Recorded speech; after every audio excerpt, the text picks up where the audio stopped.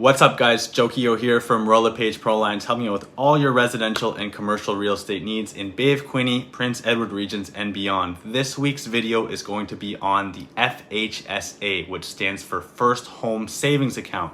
So this was an account implemented by the Canadian government this year, 2023, in hopes to help first-time home buyers get a little bit of a leg up when saving for and accumulating a down payment. So we're going to be going over how you can implement this account and what you can actually do with this account. Maybe it's not you that wants to open this account, but you're thinking for your kids. It's definitely something that can be utilized and can be useful if you're planning to save for a first home.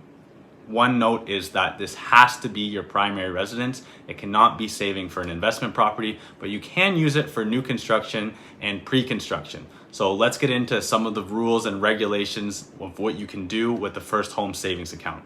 If you're planning on opening up a First Home Savings Account or advising maybe a child to open up a First Home Savings Account, these are some things you need to know. So as I said before, this is an account that basically helps first-time home buyers or people who have not owned a home for 4 calendar years prior to when their First Home Savings Account is open to save for a down payment for their primary residence. So this is an account that basically offers tax sheltering purposes like a TFSA, a tax-free savings account, or an RRSP, a registered retirement savings plan. So basically you contribute money to this First Home Savings Account and that is deducted from your income, so you're paying less tax. And then when you take out money from this First Home Savings Account to put towards the down payment of your home, you're not taxed on that either. So you're getting double tax advantages there, similar to an RRSP and a TFSA. The First Home Savings Account contribution limit is $40,000.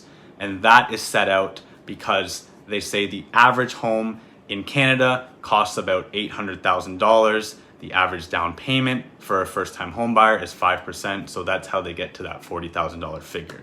So in order to reach this $40,000 limit, you have contribution limits of $8,000 per year. So let's say you do $8,000 year 1, year 2 $8,000, year 3 $8,000. You can deduct that $8,000 from your taxable income every year.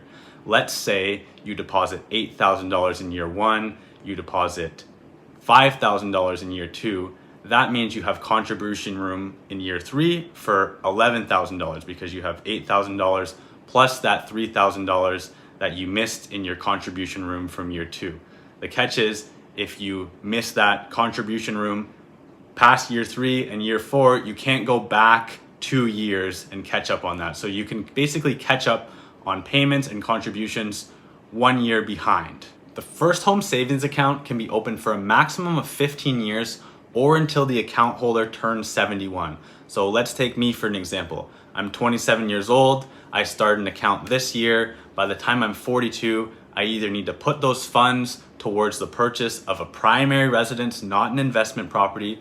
New construction and pre-construction counts. If I don't do that by the time I'm 41, that money that was tax-free now becomes taxable. So there are strategies if someone were to open this account and not purchase a home to then transfer that into an RRSP or into a RIF, or just take the income and be taxed on it.